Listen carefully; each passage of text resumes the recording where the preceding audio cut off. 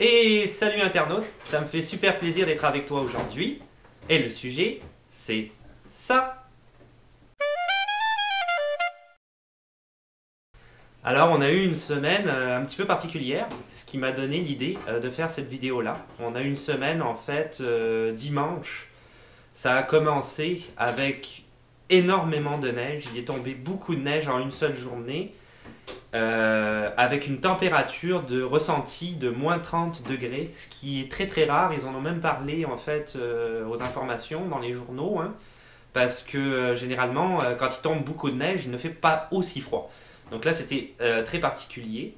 Le mercredi, donc ça c'était dimanche 20, le mercredi 23, il est retombé de la neige à nouveau. Le jeudi 24, mais il faisait moins froid.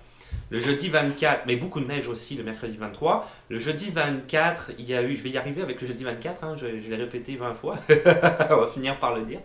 Le jeudi 24, oui, j'ai encore dit, il y a eu une sorte de réchauffement, hein, on va dire, il a fait un petit peu plus chaud, mais du coup, ça a été l'occasion d'une pluie verglaçante, et en même temps, donc ça givrait partout, mais en même temps il faisait plus chaud, donc la neige, le gros amas de neige qui avait pu tomber sur la journée de dimanche et mercredi a comme fondu en même temps, donc ça faisait des lacs, littéralement, partout, sur les trottoirs, sur la route, vraiment partout où tu peux penser tous les espaces publics. Et c'était des conditions qui étaient très difficiles. Je me souviens d'ailleurs sur Instagram, j'ai vu une vidéo d'un bus. Les bus, c'est quand même assez haut, hein. La marche du bus, quand tu rentres, c'est quand même assez haut. Et il ouvrait les portes et l'eau rentrait littéralement dans le bus. Donc on voit à quel point c'était vraiment compliqué. Et ces conditions climatiques-là qu'on a eues pendant cette semaine qui vient de s'écouler, mais moi je fais ma vidéo toujours une semaine plus tard, hein, je la monte dans la semaine, donc ça va être c'était il y a 2 semaines du coup. euh, Ces conditions climatiques-là m'ont donné l'idée de faire la vidéo sur c'est quoi la vie quotidienne pendant ce qu'on appelle ici une tempête, c'est-à-dire beaucoup de neige ou du verglas en très peu de temps, en l'espace de 24 heures. Comment ça se déroule et est-ce que la vie est arrêtée ou pas? Et en fait, tu vas voir que non. Et comment on fait et je vais tout expliquer ça en détail et tu comprendras très vite que le système D, le système D brouille, c'est pas mal ça que tu veux utiliser. Ceci étant dit, j'aime ça dire ceci étant dit, je l'ai remarqué, je le dis beaucoup dans les vidéos. C'est jamais arrivé de mémoire, depuis que je suis ici en fait, au Québec, c'est jamais arrivé que le pays soit paralysé à cause d'une tempête. Ça a été le cas plusieurs fois, c'est certain, depuis que Montréal existe, on s'entend, mais on va dire plutôt dans un passé très récent. En 1998, les gens en parlent encore beaucoup à l'heure actuelle, ils s'en souviennent. Moi, j'étais pas là, hein, en 1998, j'étais pas au Québec, mais ils ont eu ce qu'ils appellent la tempête du verglas. Donc, ça a été énormément de verglas qui est tombé en très peu de temps, et ça a paralysé la province parce que ça a notamment détruit beaucoup de lignes électriques. Donc il y a énormément de gens qui se sont trouvés sans chauffage et sans électricité, ce qui veut dire sans chauffage, donc pas de chauffage, et pendant pas mal de temps, pendant plusieurs jours, parce que ça a été assez phénoménal. Donc là, il y a une paralysie à ce moment-là du pays.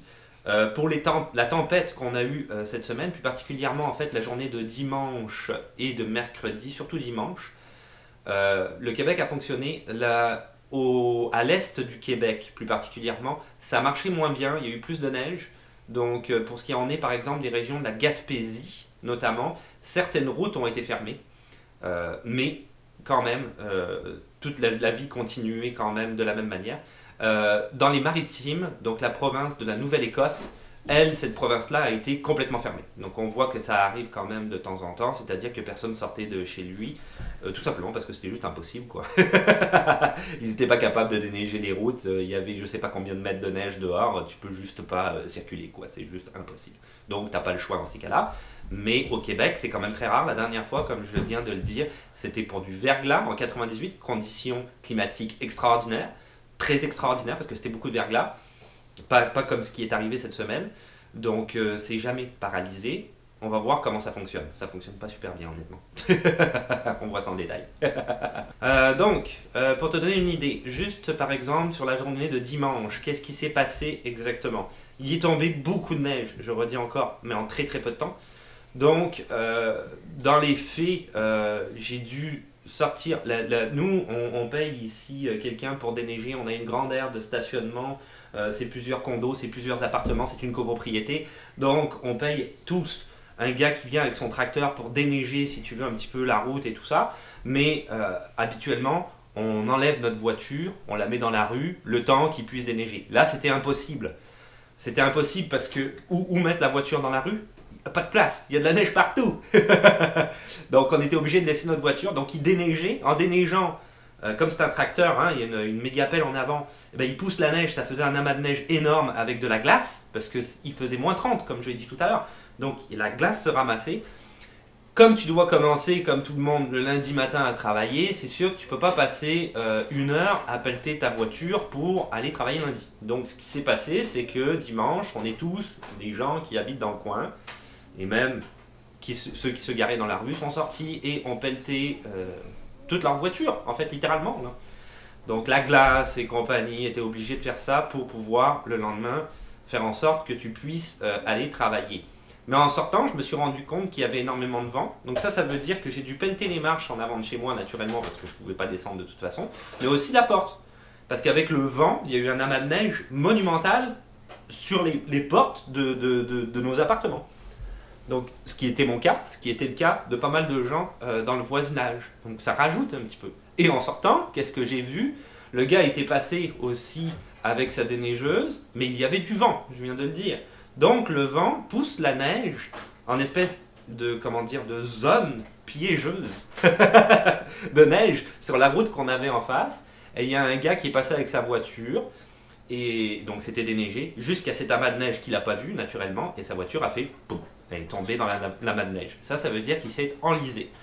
Donc il était incapable, quand tu t'enlises comme ça veut dire que ta voiture est plus droite, ta voiture est un peu penchée. Donc tu es enlisé. Il y a de la glace en dessous parce qu'il fait moins de 30, il y a du verglas, hein, une plaque de gel. Donc ton pneu, même si c'est un pneu d'hiver, puisque je l'ai expliqué dans les vidéos précédentes, si tu suis la chaîne, tu es obligé d'avoir tes pneus d'hiver à partir d'une certaine date au Québec. Son pneu ne grippait pas sur la glace, donc il tournait et il n'y avait rien à faire. Donc je suis sorti pour l'aider, parce que c'est ce que les gens y font ici. Les gens sont quand même assez solidaires les uns des autres, surtout dans ce genre d'événements. Pour pouvoir pousser son véhicule, on n'y arrivait pas, il y a une autre personne qui est venue nous aider, et finalement à 3 on a réussi à sortir de là. Moi ça m'est déjà arrivé aussi de m'enliser en sortant de mon travail. C'était un très très gros parking, c'était à l'époque je travaillais de soir, maintenant je travaille de jour, et c'était et donc de soir c'était vraiment compliqué, il était 11 h du soir, et j'ai pas vu la plaque de neige, je me suis enlisé.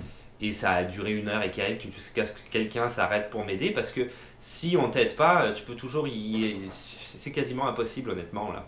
Il faut que tu essayes de pelleter, tu essayes d'enlever sous tes roues, tu essayes d'arranger, mais en fait il faut qu'il y ait quelqu'un qui pousse ton véhicule, et puis souvent c'est peut-être même 2-3 personnes qui poussent ton véhicule pour pouvoir donner de l'élan afin qu'il sorte. Donc c'est ça un petit peu ce qui s'est passé dimanche. Il tombe tellement de neige que les déneigeuses sur la route passent, hein, ils déneigent les routes ici au Québec, ils mettent du sel en arrière, une grosse pelle en avant, du sel qui tombe en arrière, mais c'est pas suffisant. Il tombe plus de neige que ce qu'ils arrivent à enlever. Donc ça veut dire que tes conditions de route sont exécrables, ça roule quand même, mais c'est compliqué, c'est ce que je disais tout à l'heure. Et pour ce qui en est de l'autoroute, alors sur les routes, on va finir avec ça, il tombe tellement de neige, par rapport à ce que je disais avant, tu pelles ta voiture. Mais quand tu pelles ta voiture, de la neige, il faut la mettre quelque part. Donc ce que font les gens, c'est qu'ils pellent leur voiture et ils mettent la neige en avant de leur véhicule ou en arrière de leur véhicule pour ne pas la mettre sur la route, puisque déjà les déneigeuses ont du mal à enlever la neige, tu ne vas pas en rajouter. Il faut être logique. Et ce qui se passe, c'est que ça réduit considérablement les places de parking dans les rues. Mais ça réduit aussi la taille des voies sur les routes. Donc ça veut dire que quand tu vas à Montréal, là je parle de la voiture, hein, j'ai rebondi sur la voiture. Quand tu vas à Montréal, ce qui se passe, c'est que par exemple, tu vas arriver, il y en a beaucoup, dans toutes les villes il y en a, tu vas avoir 3 voies. 2 voies pour aller tout droit, une voie pour tourner à droite, par exemple, c'est un exemple. et ben la voie pour tourner à droite, c'est juste des amas de neige. Donc ça veut dire que normalement, tu es censé être à droite avec un feu clignotant, boum, tu tournes et voilà, t'attends pas quoi, t'es sur ta voie, les autres attendent au feu rouge pour aller tout droit, c'est pas leur tour. Sauf que là, dans cette situation-là, ben toi, tu es en arrière des gens qui attendent pour aller tout droit, sauf que tu veux tourner à droite. Donc ça fait une congestion monumentale et ça fait des gros embouteillages. C'est ça que ça donne. Ce qui veut dire que c'est ça c'est ça qu'on veut dire quand on dit que Montréal est bloqué à cause des tempêtes. C'est majoritairement ça qui arrive. Les voies sont restreintes à cause des gros amas de neige et tu ne circules plus vraiment. C'est pas mal tout bouché. Je vais terminer pour ce segment-là en ce qui concerne l'autoroute. C'est pas mieux, l'autoroute. Quand tu dois vraiment sortir pendant une tempête de neige, là c'est tombé un dimanche, mais des fois ça tombe en semaine. Donc qu'est-ce qui se passe? C'est que tu vas vouloir prendre l'autoroute pour te rendre à un point X. L'autoroute, ça fonctionne. Ça fonctionne, oui et non, jusqu'à ce que quelqu'un sorte de la route ou que tu tapes une déneigeuse. Alors, si quelqu'un sort de la route, en général, l'autoroute devient pas mal bloquée, honnêtement. Ils font venir une dépanneuse pour sortir le véhicule. Des fois, c'est des camions, des fois, c'est des poids lourds hein, qui sont sortis de la route.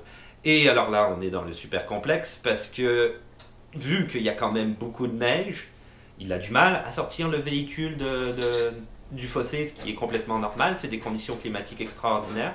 Et la plupart du temps, la police va être là. Et la plupart du temps, on va bloquer l'autoroute. Mais toi, tu es déjà sur l'autoroute. Et ça veut dire que tu vas être là-dessus pendant 4 ou 5 heures. Une collègue de travail nous l'a expliqué. Dimanche, elle a dû sortir de chez elle. Elle est sortie à 11h du matin pour aller faire une petite course. Et elle est rentrée chez elle à 5h du soir. Elle est restée 4 heures sur l'autoroute, derrière son volant, à ne pas bouger, quoi. C'était juste complètement atroce. Le mercredi, donc, il est retombé de la neige. Ça, je vais en reparler après. Ce qui s'est passé, c'est que moi, par exemple, ça, c'est vraiment l'expérience personnelle. Je suis rentré du travail. D'habitude, donc je prends l'autoroute. D'habitude, 20 minutes pour rentrer chez moi à peu près. Là, ça m'a pris plus d'1 heure. Parce que quand je suis arrivé sur l'autoroute, et ça tu ne le sais pas naturellement, je suis arrivé sur l'autoroute et ça roulait à 40. Donc là, tu te dis, ok, mais pourquoi ça roule à 40? C'est n'importe quoi. Et bien, en face, je me suis rendu compte parce qu'il y a des gens qui sortaient de l'autoroute, mais moi, je ne pouvais pas sortir de l'autoroute, j'avais pas de chemin bis. Donc, en face, je me suis rendu compte en me rapprochant qu'il y avait une déneigeuse, mais il n'y en avait pas qu'une, il y avait 2 déneigeuses côte à côte. Mais les déneigeuses sont beaucoup plus larges parce qu'elles ont des espèces de, comme je disais tout à l'heure, des grandes pelles, je ne sais plus comment on appelle ça en tout cas, qui ramassent la neige. Donc elles prenaient toutes les voies de l'autoroute et elles roulaient en synchronisé à 40 km/h. Donc là, je suis à 40 km/h derrière avec aucun choix que de rouler à 40 km/h sur l'autoroute. C'est excessivement lent. Donc c'est ça un petit peu pour commencer sur la tempête, comment ça fonctionne quand il y a une tempête et que tu dois quand même continuer ta vie quotidienne.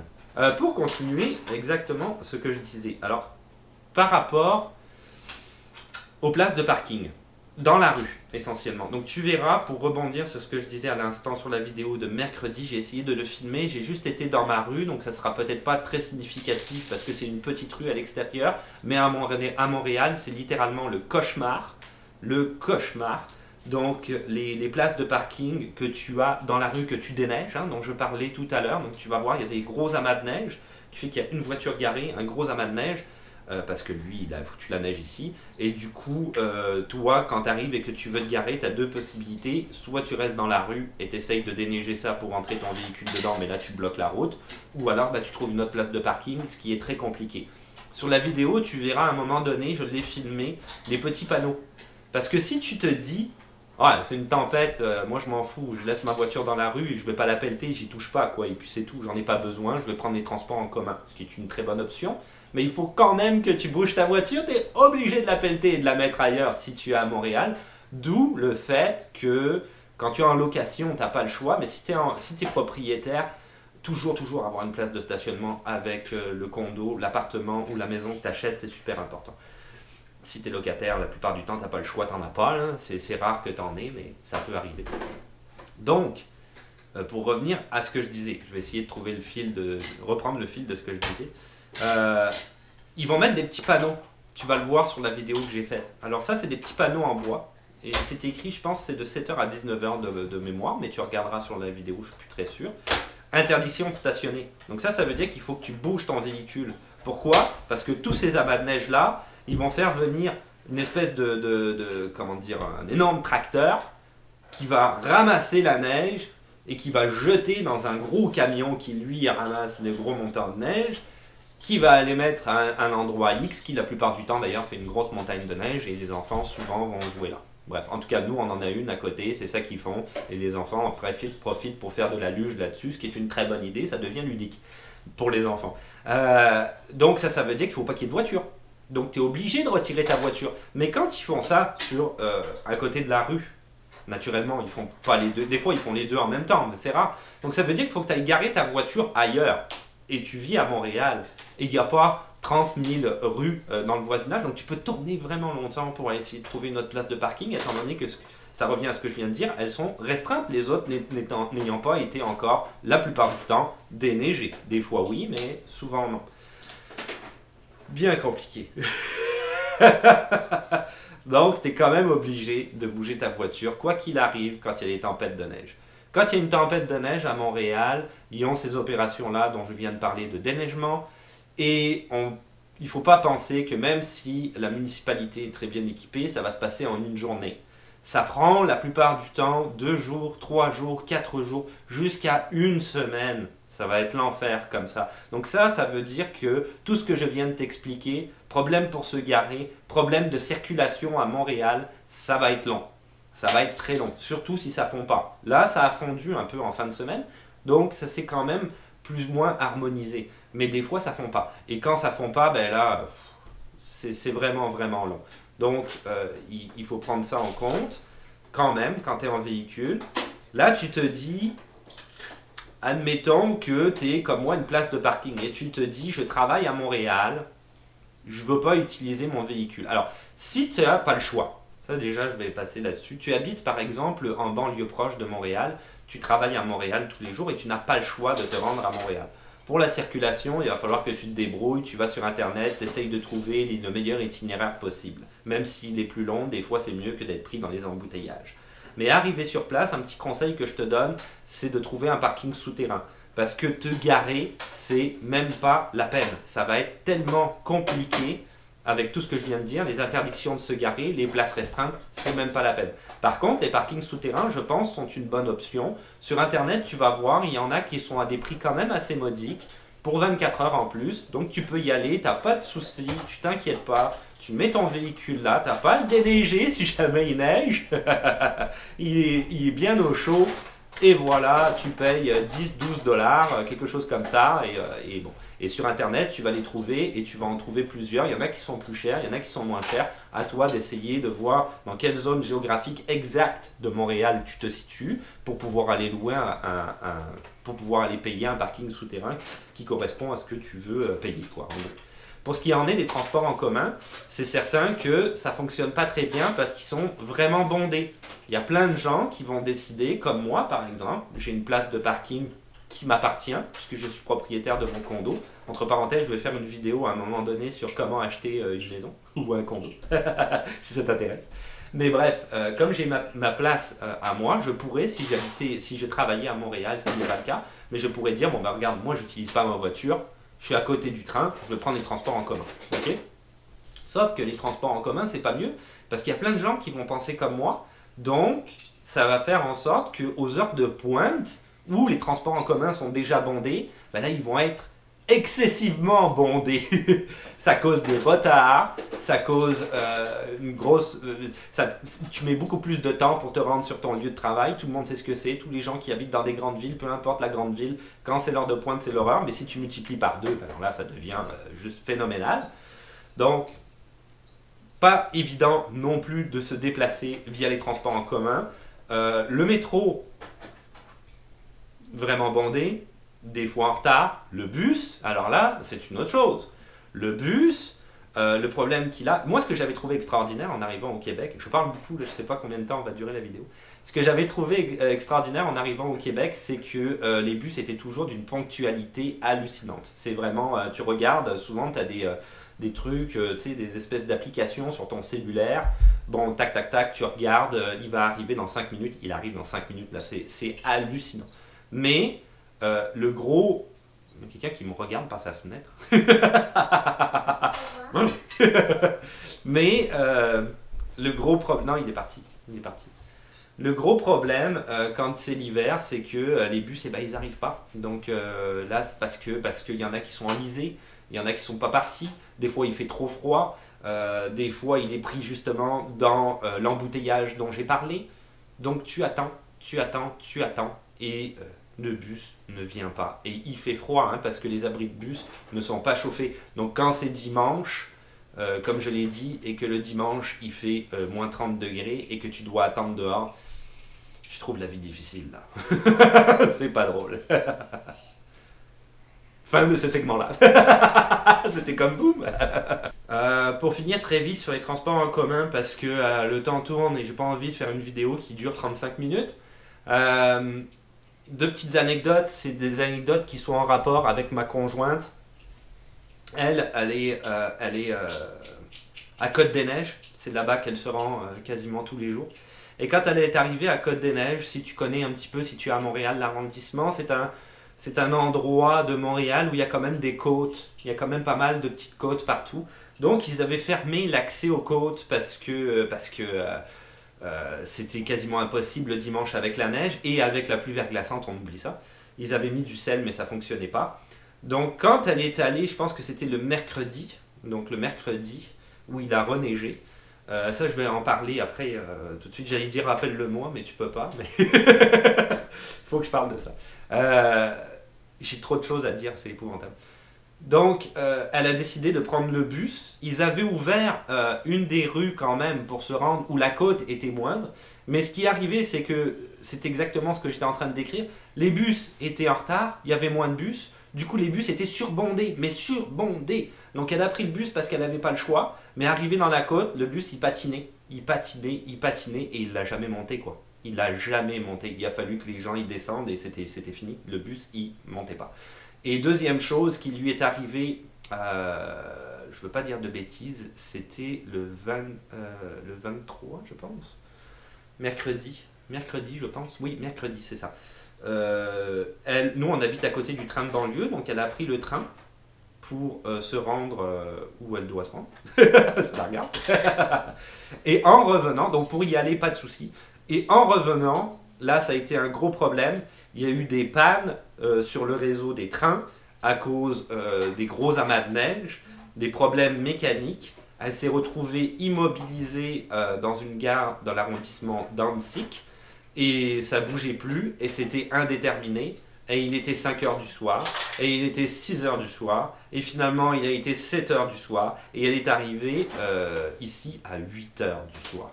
C'est éprouvant pour les gens qui prennent le train, c'est épouvantable.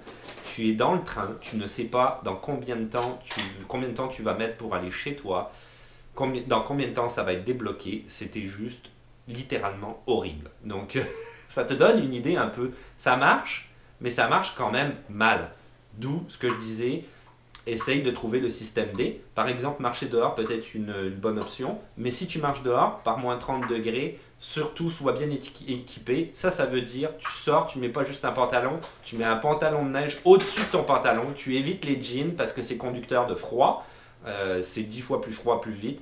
Tu mets des bottes et non des chaussures, donc des bottes qui vont être doublées, un bon manteau, une écharpe ou un cache-cou, un bonnet, des gants, etc. Tu t'équipes pour marcher dehors. Si tu t'équipes, tu ne devrais pas trop avoir de soucis, mais équipe-toi parce que sinon ça va être vraiment compliqué. On a vu il n'y a pas longtemps que par moins 30, en plus, la peau gèle en très peu de temps, c'est une histoire de quelques minutes, ben elle gèle. Si tu fais une exposition quand même assez prolongée, mais si tu sors pas de gants, par exemple, des gants qui sont quand même des gros gants, tu risques d'avoir des soucis. Donc c'est quand même des températures très froides. Pour revenir là-dessus, d'ailleurs, la température, il y a des gens qui m'ont parlé dans les commentaires, je parle toujours de température ressentie. Pour moi, c'est ce qui est important. Parce qu'au thermomètre, ça a indiqué, par exemple dimanche, moins 17. Mais là-dessus, il réajoute le facteur éolien, donc le vent, et l'humidité relative, la température ressentie est moins 30. Pour moi, ce qui est important, c'est la température ressentie. Je m'en fous que le thermomètre il dise moins 17. C'est bien que ce soit moins 17.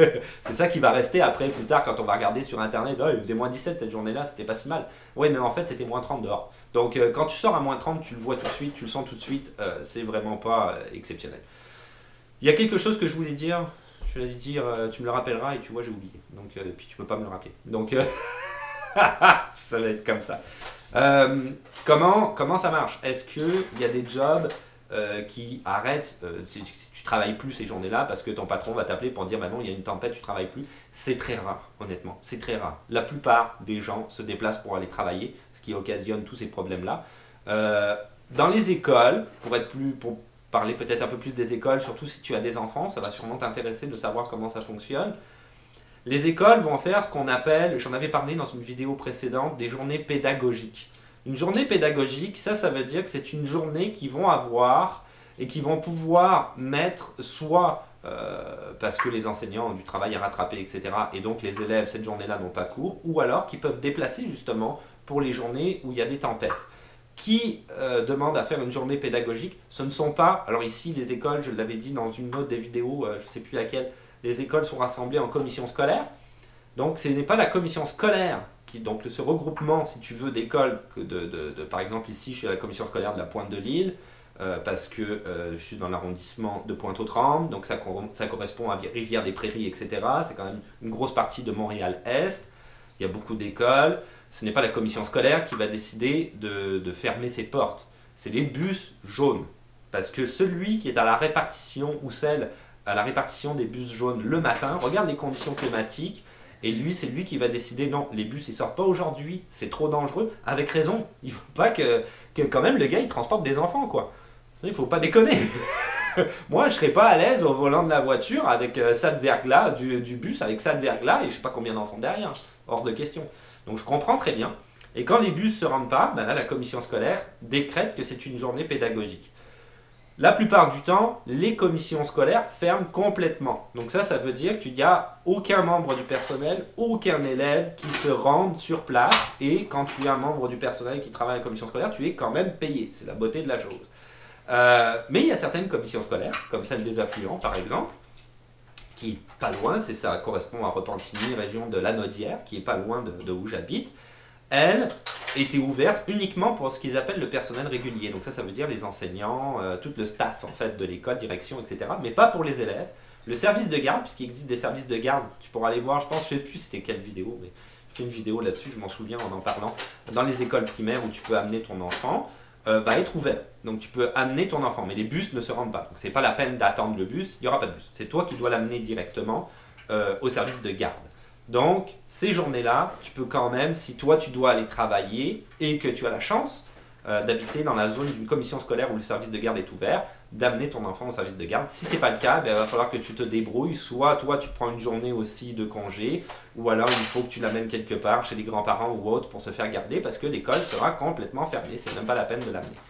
Qu'est-ce qui se passe pour les enfants quand il y a des températures? Je trouvais ça intéressant d'en parler aussi, on va dire, les enfants ici, à l'école, ils jouent tout le temps dehors, dans la cour, ok? Ils sont habillés, t'as pas à t'inquiéter, c'est obligatoire ici. Si tu viens en tant que nouvel immigrant, ils vont te dire non, ça prend le pantalon de neige, ça prend les bottes, ça prend le blouson, le cache-cou, le bonnet et les gants, etc., etc. Ils sont super habillés, ils ont vraiment chaud. Donc ils jouent tout le temps dehors, pour eux c'est important ici.